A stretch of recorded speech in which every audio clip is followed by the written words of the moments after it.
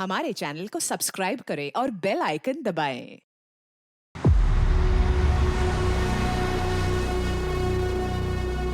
लंबी छुट्टियों के बाद कुछ दिनों पहले ही मैंने ड्यूटी रीज्वाइन की थी।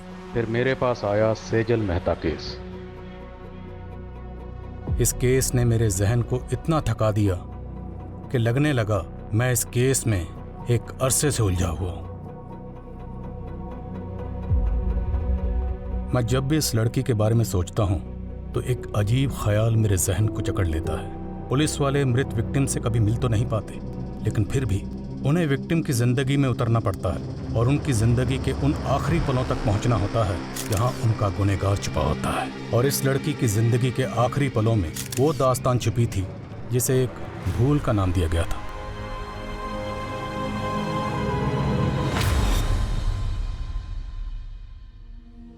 अक्सर ऐसा क्यों होता है? जो लोग दूसरों के हक के लिए लड़ते हैं, किस्मत उनके हक में गलत फैसला सुना देती है। मेरी जिंदगी के कई पन्ने थे, लेकिन हर पन्ने पे 3 शब्द जरूर लिखे होते थे: जोश, जज्बा और जज्बात। Case number 26, Aditya Jain versus Radhika Jain. Your honour, violence का कोई जेंडर नहीं होता है। एक औरत के भी हाथ होते हैं जो कि मर्द पे भी उठ सकते हैं, और एक बीवी भी अपने पति को असॉल्ट कर सकती है। योर ऑनर, मेरे क्लाइंट आदित्य डोमेस्टिक वायलेंस के विक्टिम हैं। जब रिश्ते हिंसा की बलि चढ़ते हैं तब जज्बाती चोट जिस्मानी चोट से ज्यादा दर्द भरी होती है। एंड योर ऑनर, दर्द का भी कोई जेंडर नहीं होता है। और झूठ का भी कोई जेंडर नहीं होता। झूठ को सच बनाने की भूमिका चाहे जितनी भी अच्छी तरीके से कर ली जाए, लेकिन प्रूफ क्या है? योर ऑनर, ये आदित्य की मेडिकल रिपोर्ट्स हैं जिसमें उसकी पुरानी इंजरीज के प्रूफ हैं। योर ऑनर, आदित्य के फ्रेंड्स, नेबर्स हर कोई स्टेटमेंट दे चुका है और सबका यही कहना है कि वायलेंट आदित्य नहीं, राधिका है। योर ऑनर, अगर मेरे क्लाइंट चाहें तो काउंटर केस भी कर सकते हैं, बट हम कोर्ट का टाइम वेस्ट नहीं करना चाहते हैं। इसलिए आई अपील कि इस केस को डिसमिस करके डिवोर्स ग्रांट कर दिया जाए। मुझे बहुत अफसोस के साथ कहना पड़ रहा है कि एक महिला होने के बावजूद भी सेजल जी इस केस को जीतने के लिए बहुत कुछ मैनिपुलेट कर रही हैं। आप अपनी दलीलें नहीं प्रूव कर पा रहे हैं तो कुछ भी कह रहे हैं, but I believe in justice your honour. Domestic violence act का कई बार गलत तरह से इस्तेमाल हुआ है। सो आई होप इस केस में एक ऐसा वर्डिक्ट आए जो कि सभी डोमेस्टिक वायलेंस एक्ट को वायलेट करने वालों के लिए एक बड़ा सबक हो। सेजल, मुझे अब विश्वास हो गया है कि तुम्हारी मदद से मैं एक केस जीत सकता हूँ। मैं तुम्हें बता भी नहीं सकता हूँ कि उस औरत के साथ मैं कितनी घुटन महसूस करता था। सेजल, कब से कॉल लगा रहा हूँ, फोन भी बंद है तुम्हारा। सॉरी प्रतीक, मैं कोर्ट रूम में थी। तो मुझे यहाँ क्यों बुलाया? पहले ड्राइवर समझ रखा है। वैसे सही है, तुम्हारा वेट करता रहो मैं हमेशा, है ना? सॉरी यार। Aditya, he is Prateek, my fiancee. Hi. हाँ, अब आपका ऑर्डर हो तो चले यहाँ से। See you on the verdict day. Let's go, bye.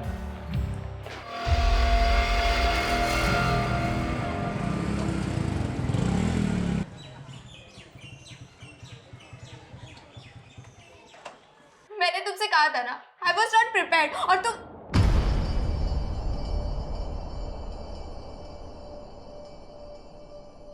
Anjali, क्या हुआ राघव? अंजलि रो क्यों रही थी? क्या किया तूने उसके साथ? क्या क्या मतलब? फ्रेंड्स हैं हम, हमारी भी पर्सनल बातें होती है। राघव, तू अभी इतना बड़ा भी नहीं हुआ है, और माँ की एब्सेंस में मैं तेरी बड़ी बहन ही नहीं, तेरी गार्जियन भी हूँ। क्या पका रही होती थी? ये क्या लैंग्वेज हुई राघव? हाँ, रुको, मैं अभी अंजलि से बात करती हूँ। उससे क्या बात करोगी आप? हाँ, तो एक बात बता, तू इतना डर क्यों रहा है? कहीं तूने उसके साथ कुछ ऐसा वैसा तो? इनफ। दीदी, मैं आपको कभी पूछता हूँ क्या कि आप प्रतीक के साथ क्या क्या करती हो?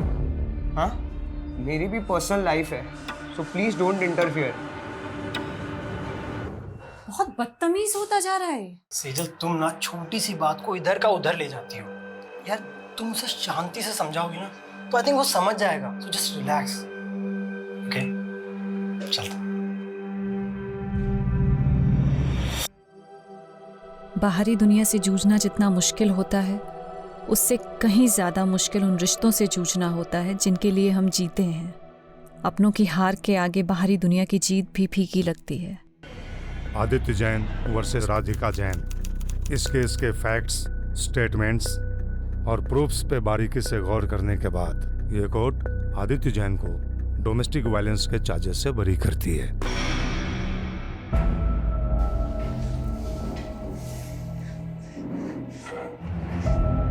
Thank you Sejal. You saved my life. तुम मेरे लिए फरिश्ता बन के आई हो। जिंदगी हर मोड़ पे मुझे कामयाब कर रही थी, पर पता नहीं था मैं एक नाकाम सफर भी तय कर रही थी।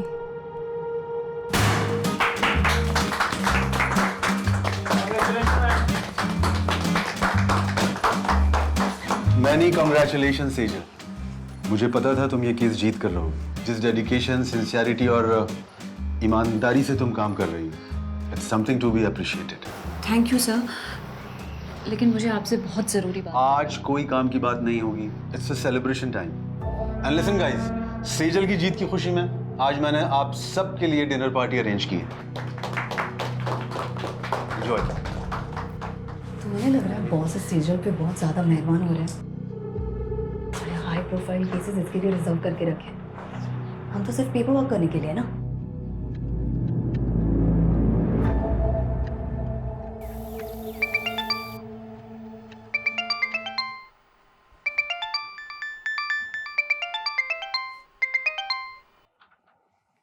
राघव, अखबार में सेजल और उसके केस के बारे में छपा हुआ है और उसने मुझे बताया भी नहीं।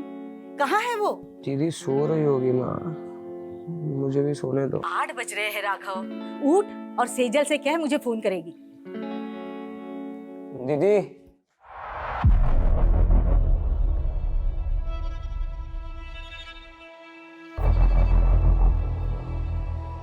दीदी अंदर हो।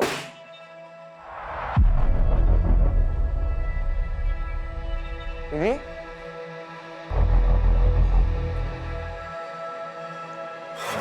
हेलो, कौन? आप कौन बोल रहे हैं? ये मेरी दीदी का नंबर है। आपकी दीदी? वो यहाँ हाईवे पे घायल पड़ी है। क्या?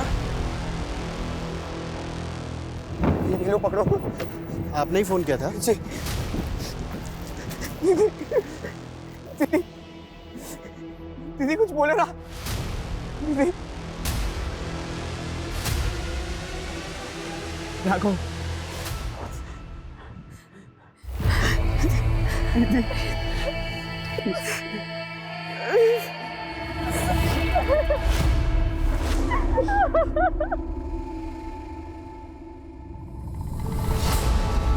सेजल, कुछ बोलती क्यों नहीं? अरे आखिर क्या हुआ है? कुछ बोलेगी भी?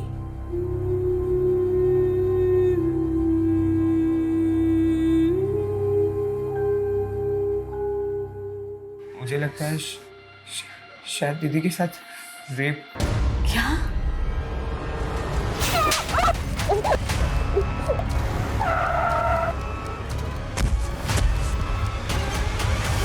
इसीलिए पूरे रास्ते कुछ बता नहीं रही थी। मैंने उनसे काफी बार पूछा क्या हुआ दीदी, लेकिन उन्होंने कुछ बताया नहीं। पुलिस को बुलाना चाहिए। नहीं, मुझे सेजल से अकेले में बात कर लेने दे। तू बाहर जा।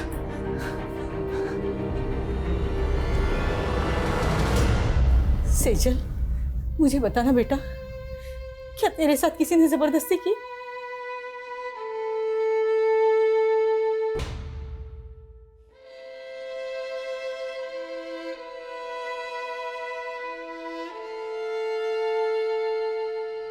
राघव, सेजल ठीक तो है ना? मुझे लगता है कुछ तो हुआ है जो तुम मुझसे छुपा रहे हो। नहीं प्रतीक, ऐसा कुछ नहीं है। अगर सब कुछ ठीक है तो वो मेरा फोन क्यों नहीं उठा रही है? वो दीदी सो रही है, मैं कॉल करवाता हूँ।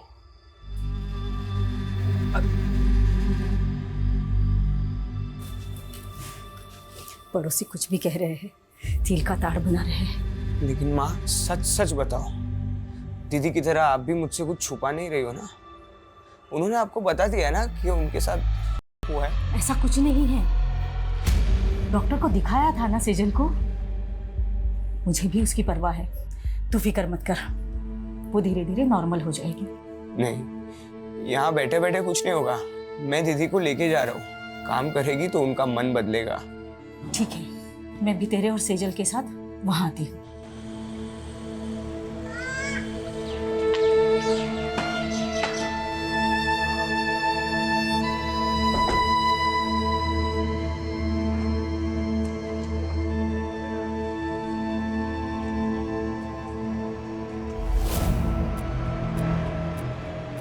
क्या देख रही है? चल अंदर।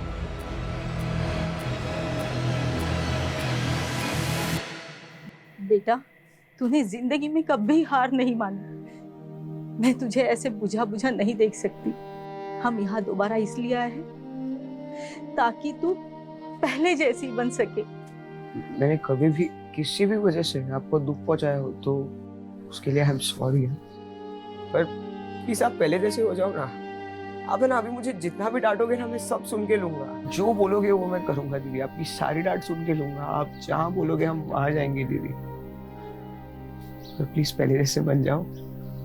You are my strength.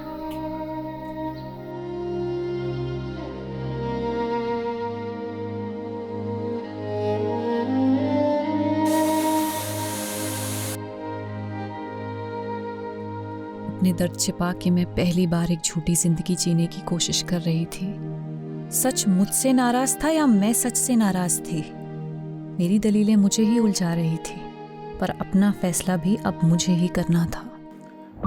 Raghav, तू पक्का सेजल को लेके मुझसे कुछ छुपा नहीं रहा है ना? मैं अभी पनवेल आ रहा हूँ। नहीं प्रतीक, वो हम आ गए हैं। सिर्फ 2 ही दिन हुए हैं। अरे तू सेजल का फोन क्यों बंद है? मेरी बात कर उससे। हाँ देखता हूँ। दीदी,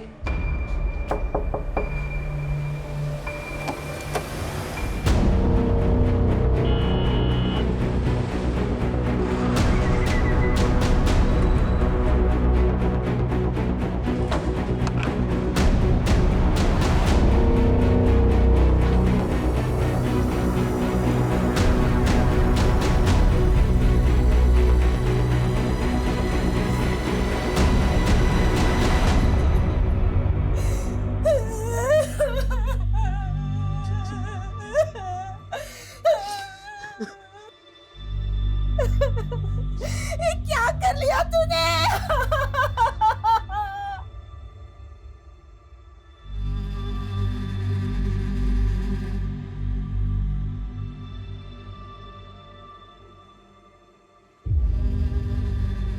सर, ये देखो।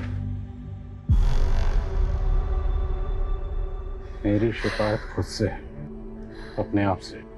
मैं ऊपर वाले को थैंक्स बोलती हूँ जिसने मुझे ये जिंदगी दी, दुनिया के सबसे अच्छे माँ बाप दिए, प्यारा सा भाई दिया। लेकिन मुझे नहीं मालूम था मेरी एक भूल मुझे उनसे इतना दूर कर देगी। मुझसे बहुत बड़ी भूल हो गई जिसकी सज़ा मैं अपने आप को दे रही हूँ। मुझे हमेशा अफसोस रहेगा कि मैं आपका साथ छोड़कर जा रही हूँ। आपकी सेजल। शहर की एक युवा लॉयर सेजल मेहता की लाश घर में फंदे से लटकी पाई गई। क्या सेजल ने खुदकुशी की या ये एक हत्या है? ये सवाल फिलहाल पूरा शहर पूछ रहा है।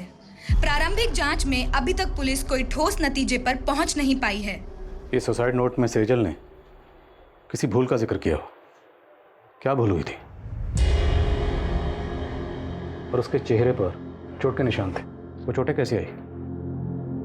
आप लोग बोलते क्यों नहीं है? ये सब माँ की भी भूल है सर। कैसी भूल? सर 15 दिन पहले होली की त्योहार की रात दीदी एक पार्टी में गई थी।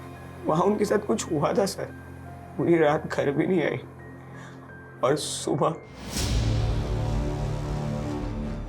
सर मुझे लग रहा था उनके साथ रेप हुआ था। सेजल किसकी पार्टी में गई थी? कहाँ गई थी? अच्छा सुन, मैं तुझसे कल बात करती हूँ। क्यों? आज घर नहीं आने वाली हो? आऊंगी, पर शायद थोड़ा लेट हो जाए। एक पार्टी में जा रही हूँ। उन्होंने सिर्फ इतना बताया था कि वो किसी होटल कस्तूरी में गई थी और पूरी रात घर नहीं आई थी। तो क्या ये भूल थी? या फिर आपको ये मालूम होता है कि आपकी बेटी के साथ हुआ है, आपने फिर भी पुलिस में कंप्लेंट नहीं की? उस भूल का जिक्र उसने इस खत में किया। मेरी बेटी का नहीं हुआ था सर। मैंने डॉक्टर से उसका चेकअप भी करवाया था। देखिए, सेजल को बहुत ही बुरी तरह से मारा पीटा गया है। कहीं ऐसी वैसी तो बात नहीं? मेरा मतलब है ये मैं कंफर्म नहीं बता सकती। अगर आप पहले सेजल को यहाँ पे लेके आए होते तो शायद मैं कुछ कंफर्म बता सकती थी। सेजल के साथ मारपीट किसने की थी? दीदी ने कुछ भी नहीं बोला था सर। वो ट्रॉमा में थी। लेकिन धीरे धीरे वो हमसे घुलने मिलने लगी थी। ऐसे कैसे सुसाइड कर सकती है वो? आप कहना क्या चाहती हैं? क्या कोई बाहर से आया और उसने ज़बरदस्ती आपकी बेटी को अंदर पंखे पर लटका दी? सर कुछ समझ नहीं रहा है। मैं कॉलेज गया था और माँ शॉपिंग करना है। जब घर आए तो दीदी। माना सेजल ने खुद आप लोगों को कुछ नहीं बताया, पर फिर भी उसकी हालत देखकर आप लोगों को नहीं लगा कि आप लोगों को जानना चाहिए कि पार्टी में उसके साथ क्या हुआ, किसने किया और क्यों किया? जानने की कोशिश की थी सर, बस इतना पता चला कि पार्टी उनके ऑफिस में थी। ऑफिस कहाँ पर है? Jawahar Nagar, JP associates. और सेजल आपको घायल अवस्था में कहाँ मिली थी? MG road. सर यहीं पे मिली थी मुझे दीदी। आसपास तो कोई सीसीटीवी कैमरा नजर नहीं आ रहा है। जादव सुनो, यहाँ आसपास लोगों से पूछताछ करो, पता करो किसी ने कुछ देखा है क्या।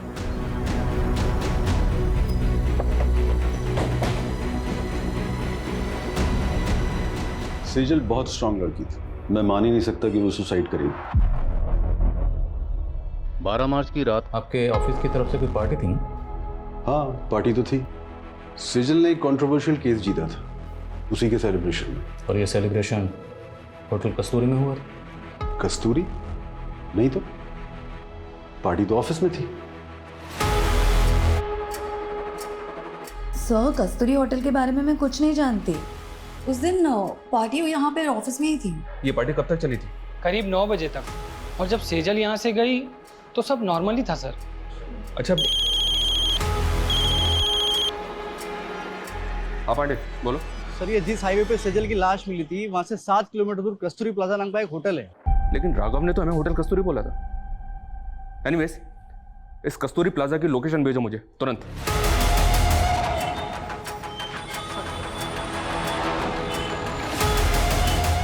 नहीं सर, 12 मार्च को यहाँ कोई पार्टी नहीं थी। इस लड़की को आपने यहाँ देखा था? सर यहाँ तो बहुत से लोग आते हैं, मुझे याद नहीं है। पांडे, 12 मार्च को यहाँ पे जितने भी गेस्ट आए थे सबकी लिस्ट चेक करो और यहाँ का सीसीटीवी फुटेज भी चेक करो। चाहे सेजल यहाँ पे आई हो। Thank you.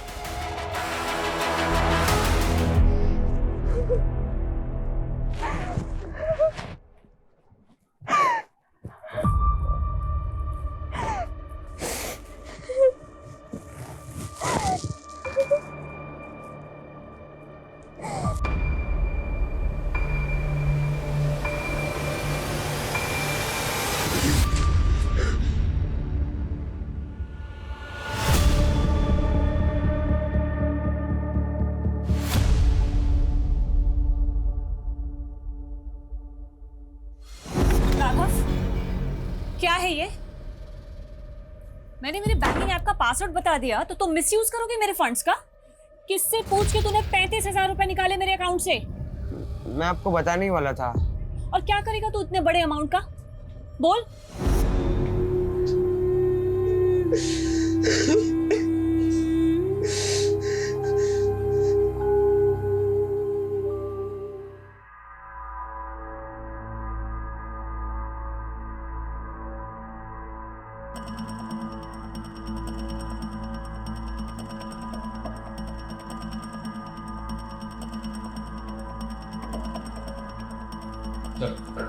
हमने चेक किया, कस्तूरी प्लाजा में 12 मार्च को कोई पार्टी नहीं थी और ऐसा कोई क्लू भी नहीं मिला है जिससे पता चले कि उस रात सेजल वहाँ थी।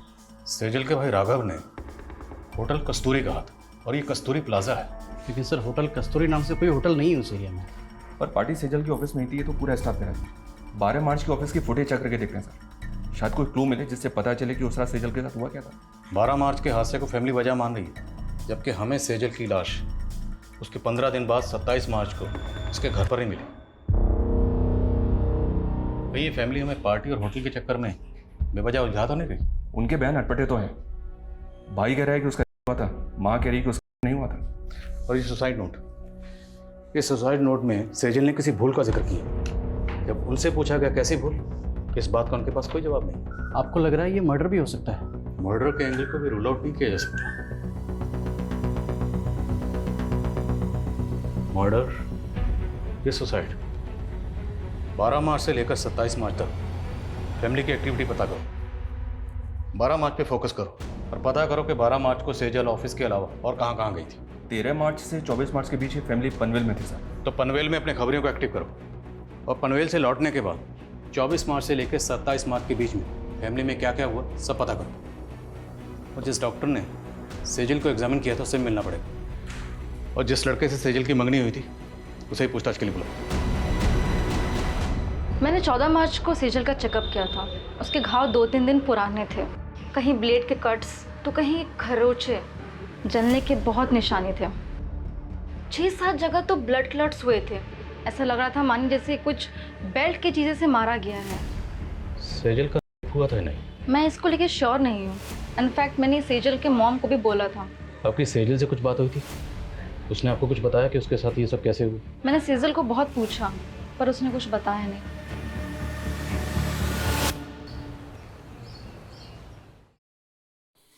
इतना दर्द सहने से तो ज्यादा अच्छा होता कि हम गांव ही भाग जाते। जब घर छोड़ के भागे थे तब क्या दर्द कम थे? जिस्म का दर्द तो फिर भी सहा जाता है बरखा, लेकिन दिल का दर्द सहना बहुत मुश्किल होता है। हाँ, जैसे यहाँ सब तेरे दिल की परवाह करते।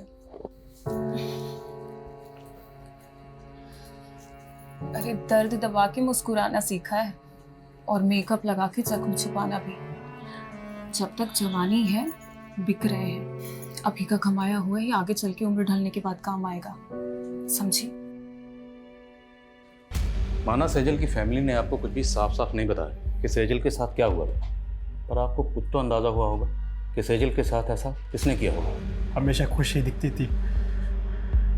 मेरे लिए सोच पाना मुश्किल है कि उसके साथ में ऐसा कुछ हुआ है। 12 मार्च को सेजल के ऑफिस की कोई पार्टी थी।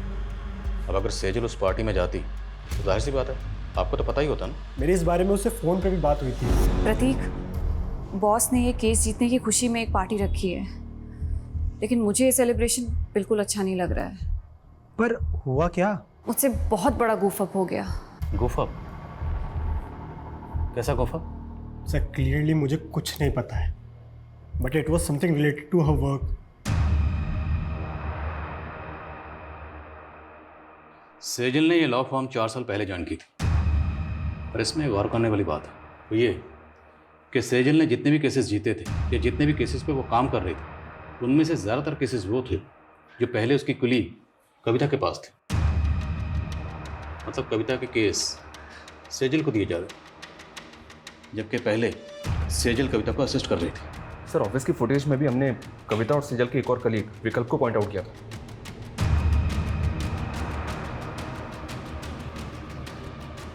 ये देखिए सर, सेजल ऑफिस से आखिरी बार कविता और विकल्प के साथ जाती हुई दिख रही। सर सेजल के 12 मार्च के CDR के अकॉर्डिंग उसकी आखिरी 2 फ़ोन कॉल्स भी जानने जैसी हैं। सेजल ने रात को 8 बजे आदित्य जैन को कॉल किया था और फिर ठीक उसके बाद राधिका जैन ने सेजल को कॉल किया। आदित्य जैन सेजल का क्लाइंट था और राधिका आदित्य की बीवी। राधिका ने आदित्य पे डोमेस्टिक वायलेंस के चार्जेस लगाए थे, केस किया था और इसी केस को सेजल ने जीता था जिसकी खुशी में पार्टी हो रही थी। मुद्दा ये है कि सेजल का क्लाइंट था आदित्य जैन, फिर राधिका ने इसे कॉल क्यों किया? कहीं ऐसा तो नहीं कि राधिका से हार बर्दाश्त नहीं हुई? और ऐसा पॉसिबल है सर। आदित्य और राधिका से मिलो और सेजल के ऑफिस में नए सिरे से पूछताछ करनी पड़ेगी। उस पार्टी वाली रात सेजल आप दोनों के साथ पार्टी से बाहर गए थे, कहाँ गए थे आप लोग? देखिए सर, हम सिर्फ उसके साथ ऑफिस से बाहर तक गए थे। बॉस को तुम पे कितना भी प्राउड हो, पर मेरा असली प्राउड तो तुम हो। मेरी छोटी सी असिस्टेंट ने इतनी तरक्की जो कर ली। तरक्की मैंने आपको छोड़ने के बाद ही की है। तो वो कहते हैं ना कि बरगद के नीचे कोई और वृक्ष नहीं पनप पाता, मैं भी नहीं पनप पाती। इसलिए विकल्प, थिंक अबाउट योर फ्यूचर। अच्छा, तो तुम शुरू से ही इतना बोलती हो? पर आज ना बहुत ज़्यादा मीठा बोल रही हो। Thank you ma'am for appreciating me. Excuse me. हम तभी वहाँ से चले गए थे। उसके बाद मैंने उसे एक लड़की के साथ जाते हुए देखा। लड़की? जी सर। कौन थी वो लड़की? I don't know her. Actually काफ़ी अंधेरा था तो मैंने उसे ठीक से देखा नहीं। ऑफिस के बाहर की 12 मार्च की CCTV फुटेज निकलवा। अगर ये लोग सच बोल रहे हैं तो पता तो चले सेजल उस रात किस लड़की के साथ गई थी।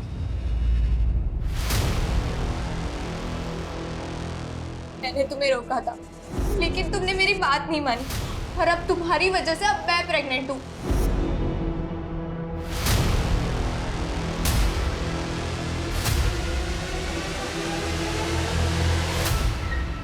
यार आज तो एक भी ग्राहक नहीं फंसा। मेरे को तो ना खड़े खड़े नींद लग रही है, चलना घर चलते हैं। मेरी तो बुकिंग आ गई। इसको पूछना इसको 2 चाहिए क्या? मेरा भी बोनी हो जाएगा। अरे ये मेरे को देने में तो बार्गेनिंग करता रहता, तुझे कहाँ से देगा? जा तू जाके सो जा।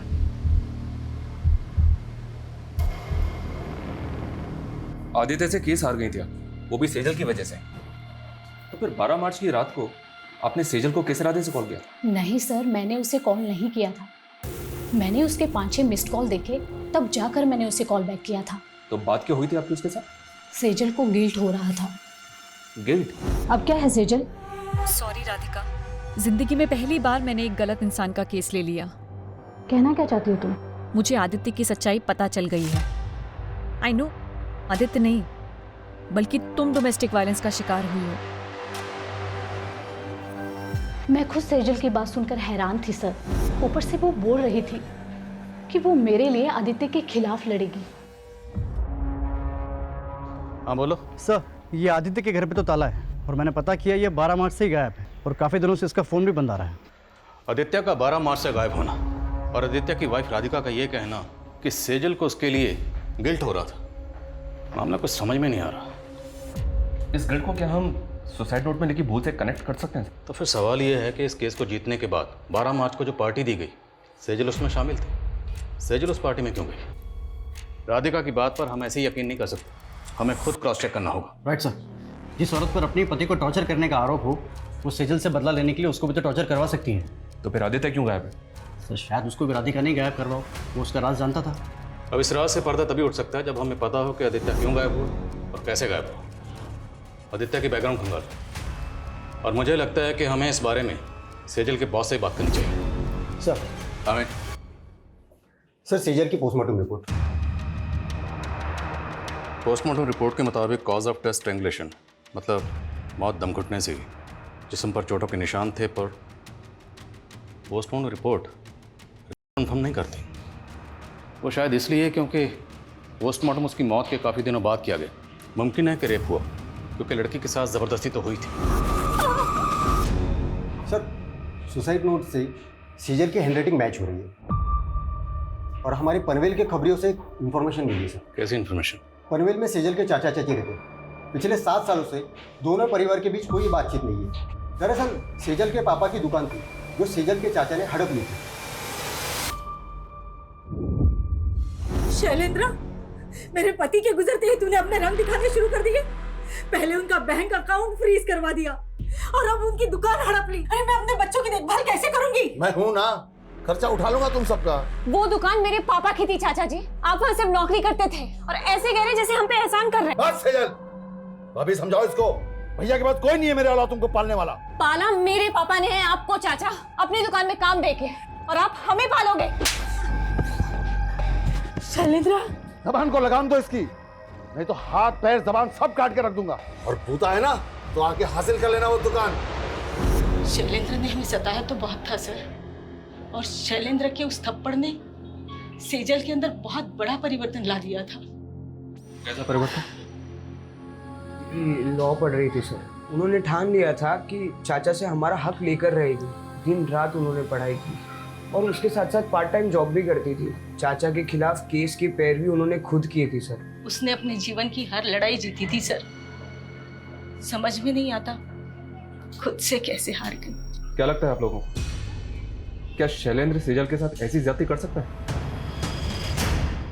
सर आप 7 साल पुरानी बातें कुरेद रहे हैं और इन बातों को हम कब का भूल चुके हैं। हमने हमेशा सेजल और राघव को अपने बच्चों की तरह माना था। विश्वासघात उन्होंने किया। उस दुकान पर इनका भी बराबर का हक था, लेकिन सेजल ने चालाकी से। छोड़ना अभी सब बातें, कहिए और कुछ है जो आप पूछना चाहते हैं? 12 मार्च को किधर थे आप? यही पनवेल में। पनवेल में कहाँ पे? अपने घर पर ही था।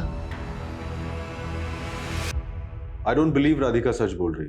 राधिका अपने हस्बैंड आदित्य को टॉर्चर करती थी and it's proven in the court. अगर सेजल को केस जीतने के बाद ऐसा कुछ लगता तो सबसे पहले वो मुझे बताती।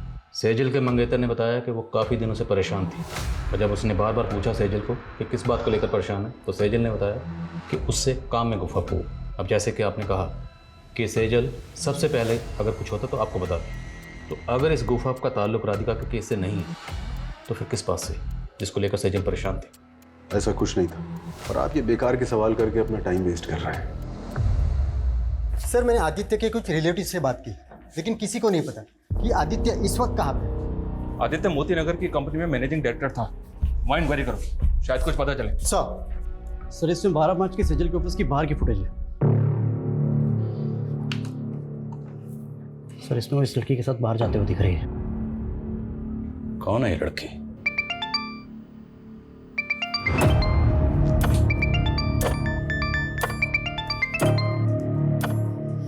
हाँ बरखा बोल। सिमी, एक गाड़ी वाले ने मुझे बहुत टॉर्चर किया, मुझे पैसे भी नहीं दिए और मेरे सारे पैसे ले लिए। मेरे पास तो वापस आने के लिए भी पैसे नहीं है। तू घबरा मत बरखा, कहाँ है तू बता मुझे, मैं आती हूँ तुझे लेने।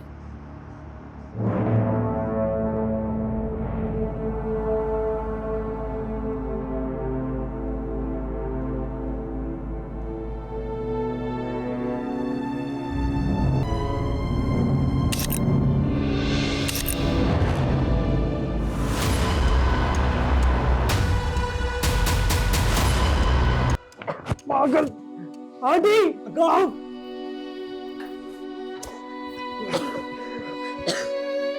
अरे प्रॉब्लम क्या है तेरी?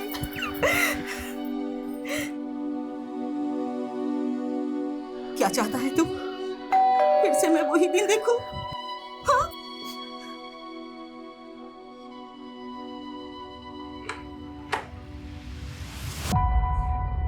ऐसा करने से पहले तुमने एक बार भी अपनी माँ के बारे में नहीं सोचा? कहीं वजह तुम्हारी दोस्त अंजलि से तो नहीं जुड़ी? हाँ?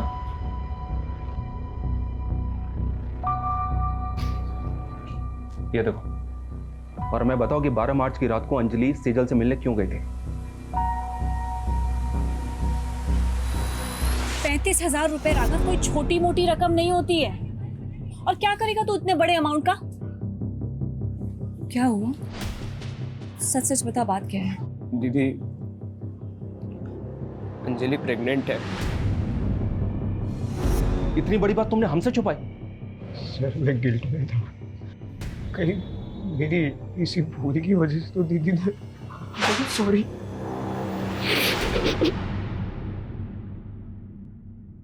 कोई प्रेग्नेंट नहीं थी तुम, ये सब ड्रामा है ना? प्रेग्नेंट हो तुम? कोई प्रूफ है?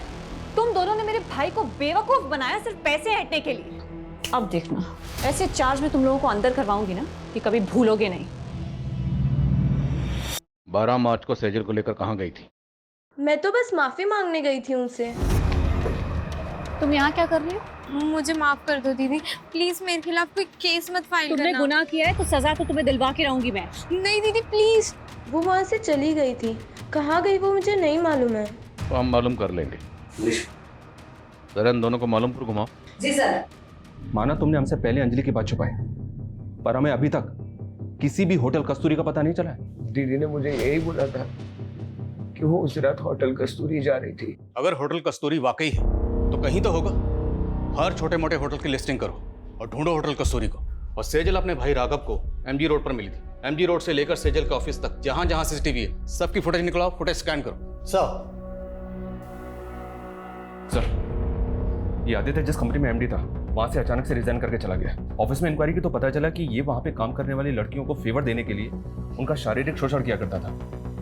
ये बात आदित्य के ऑफिस की एक लड़की ने सेजल से कांटेक्ट करके उसे बताई थी।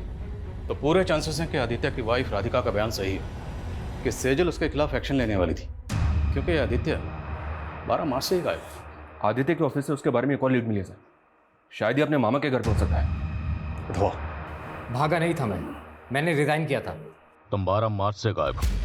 12 मार्च मतलब उसी दिन जिस दिन सेजल मैंने कुछ नहीं किया है, मुझे अपने लॉयर से बात करनी है। अपने लॉयर को तो तूने मार दिया, अब किससे बात करेगा? बोल, क्यों मारा सेजल को? देखो, मुझे डराना मत। मुझे क्या लग रहा है तेरे साथ हम यहाँ पर टाइम पास कर रहे हैं? हाँ, और मोलेस्टेशन के चार्जेस लगे हैं तुझ, और तेरे ऑफिस की कई लड़कियों की रिकॉर्डिंग स्टेटमेंट है हमारे पास। बोल अब।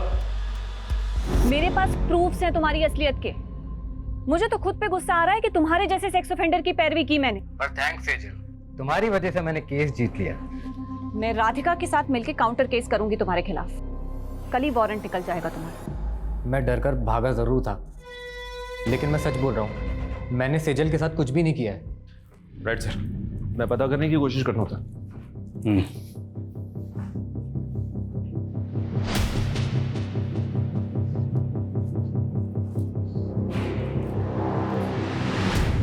सेजल ने जिस भूल का जिक्र किया था, क्या भूल ये थी कि उसने आदित्य जैसे गलत आदमी की पैरवी की? अगर हाँ, तो फिर वो 12 मार्च से लेकर 27 मार्च तक खामोश क्यों थी?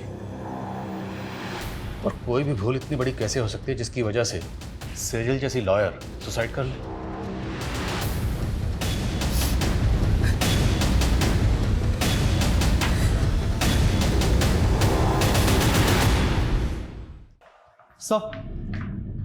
सर सेजल ने 5 मार्च को कोर्ट में पिटीशन फाइल की थी, जिसमें उसने कोर्ट से अपील की थी कि 7 साल पहले उसके पिता की मौत हार्ट अटैक से नहीं बल्कि उनकी हत्या हुई थी। सर पिटीशन तो अंडर कंसिडरेशन है, लेकिन सेजल को ये शक था कि उसके चाचा शैलेंद्र का हाथ इसमें था। लेकिन सेजल ने ये पिटीशन 7 साल बाद क्यों फाइल की? आखिर 7 साल बाद उसके हाथ में ऐसा क्या सुराग लगा हो? सेजल की माँ को भी इस बारे में कुछ नहीं पता, लेकिन सर वो हमें शैलेंद्र के बारे में भी कोई सबूत नहीं मिल रहा है। अगर सेजल की पिता की हत्या के पीछे वाकई उसके चाचा शैलेंद्र का हाथ था और उसके बावजूद वो 7 साल से बाहर है, तो मतलब प्लानिंग लंबी की होगी। और अब सेजल 7 साल बाद उस पर मर्डर चार्जेस लगाकर उसे अंदर करवाने वाली थी। मोटिव स्ट्रांग है। इस शैलेंद्र के बारे में पता करो, उसकी हर एक हरकत पर नजर रखो। Okay sir.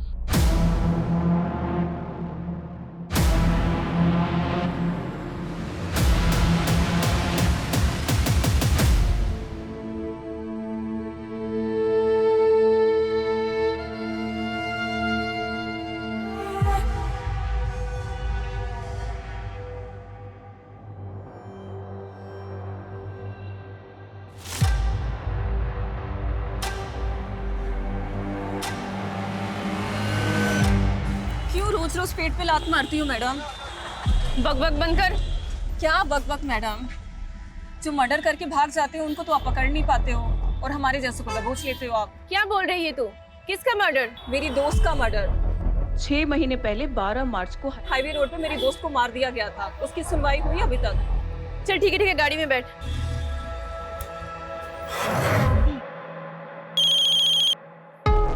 हाँ बोल। सोनू खबरी बोल रहा हूँ साहब। वो आपके हाईवे वाले केस का क्या हुआ?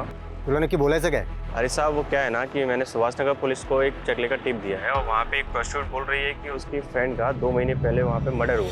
मर्डर? हाँ साहब। क्या 12 मार्च को एमजी रोड पर एक और मर्डर हुआ था? हाँ सर, और सेजल भी 2 महीने पहले एमजी रोड पे बेहोशी की हालत में मिली। वो लड़की कौन थी जिसके बारे में खबरें नहीं होता है? सर उसका नाम सिमी है, प्रोस्टिट्यूट है, आज ही अंदर हुई है। इस सिमी से मिलकर चांस लेते, शायद कोई काम की बात पता चले। साहब मेरी दोस्त थी बरखा, उसका एक्सीडेंट हुआ था। लेकिन आपने तो पहले कहा था कि मर्डर हुआ था। साहब किसी ने जानबूझकर उसको गाड़ी से उड़ा दिया था। आपको ये कैसे पता कि किसने जानबूझ के उड़ाया था? हाँ बरखा बोल। मेरे पास ना वापस आने के लिए पैसे नहीं है। तू घबरा मत बरखा, कहाँ है तू बता मुझे। मैं एमजी रोड पे गाड़ी वाला एक लड़की को फेंक दिया, ग्रे कलर की गाड़ी से एक लड़की को। मुझे कुछ समझ में नहीं आया और उसके बाद उसका एक्सीडेंट हो गया। बरखा ने आपको उस गाड़ी का नंबर बताया था? नहीं साहब, लेकिन बरखा ने बताया था कि ग्रे कलर की कोई कार थी। आपकी बरखा से बात कब हुई थी? मेरा मतलब तारीख क्या थी? सर 12 मार्च को रात के 2-2:30 बजे के आसपास। 12 मार्च की रात को सेजल जहां पर जख्मी हालत में मिली थी उस जगह पर सीसीटीवी नहीं है, लेकिन वहां से 3 किलोमीटर दूर एक सिग्नल है, वहां पे सीसीटीवी है। और रास्ते में कोई भी राइट या लेफ्ट टर्न नहीं है, सीधा रास्ता है। उस सीसीटीवी की फुटेज स्कैन करो, जितनी भी सफेद रंग की गाड़ियां दिखती हैं सबकी लिस्टिंग करो। सर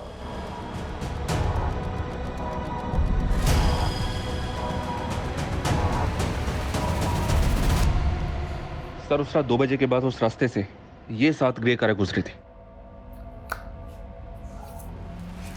और ये इन 7 कारों के 7 ओनर्स हैं। इन ओनर्स की डिटेल्स निकाली तो पता चला कि इनमें से ये मनीष, इसका एक होटल है, होटल संतूरी। राघव ने कहा था कस्तूरी। होटल कस्तूरी में गई थी। संतूरी कस्तूरी। सर ये भी तो हो सकता है कि सुनने में फर्क आया।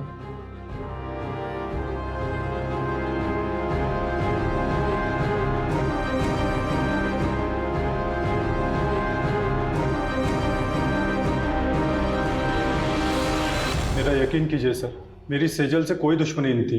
मैं तो बेकार में ही अपने दोस्त के लफड़े में फंस गया। कौन दोस्त?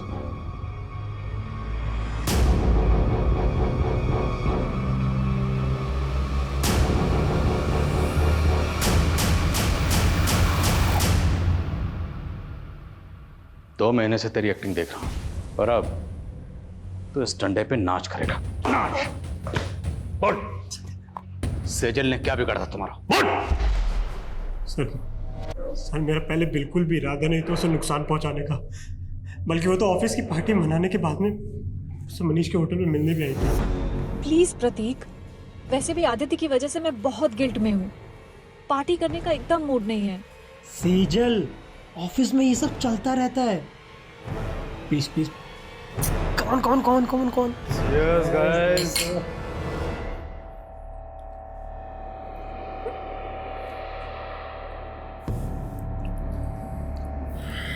सेजल,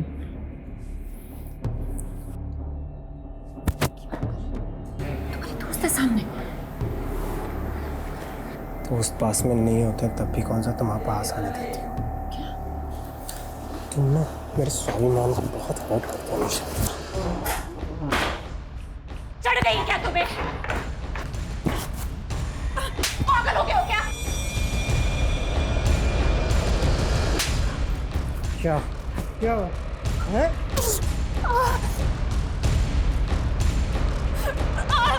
छोड़ो मुझे। क्या कर रहा है ये? छोड़ भाभी को। चुप।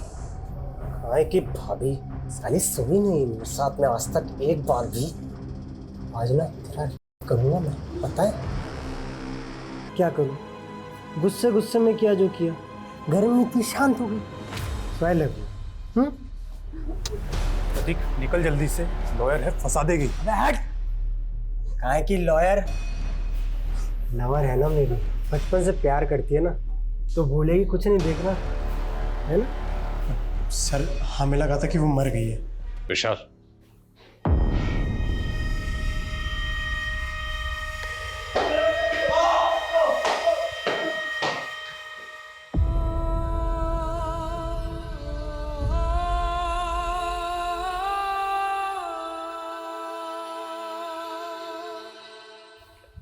सर सेजल के साथ उसके अपनी मंगेतर ने इतना सब किया, फिर भी वो 15 दिन तक चुप रही। जबकि सेजल कोई आम लड़की नहीं थी, एक लॉयर थी। एक ऐसी लॉयर जो लोगों के इंसाफ के लिए ईमानदारी से लड़ती थी। सेजल प्रतीक को बचपन से प्यार करती थी। उसने प्रतीक पर आंख बंद करके भरोसा किया, लेकिन प्रतीक ने उसके भरोसे को तोड़ा। जब इंसान को किसी अपने सबसे ज्यादा करीबी से धोखा मिलता है तो उस इंसान का पूरी इंसानियत से भरोसा उठ जाता है। सेजल के साथ भी यही हुआ। उसने अपने सुसाइड नोट में यही लिखा कि उसे लग रहा था कि प्रतीक पे भरोसा करके उसने अपनी जिंदगी की सबसे बड़ी भूल की। वो भूल जरूर थी, लेकिन सबसे बड़ी नहीं। सबसे बड़ी भूल थी उसका अपनी जिंदगी को खत्म करना, खुदकुशी करना। हम सब की जिंदगी में दुश्वारियां आती हैं, परेशानियां आती हैं, लेकिन उन परेशानियों से लड़ते हुए, दुश्वारियों से जूझते हुए, जद्दोजहद करते हुए जिंदगी में आगे बढ़ना होता है। इसी का नाम जिंदगी है। मौत किसी मसले का हल नहीं है।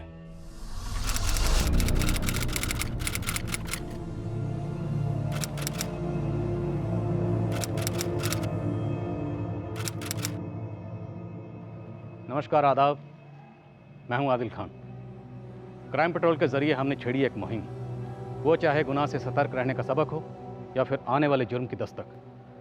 क्राइम पेट्रोल के हर एपिसोड में हम आपको दिखाते आए हैं हिंदुस्तान की चौंकाने वाली जुर्म की कहानियां। तो देखते रहिए क्राइम पेट्रोल 2.0। जय Hind. For more updates, subscribe to our channel, click the show links and enjoy watching the videos.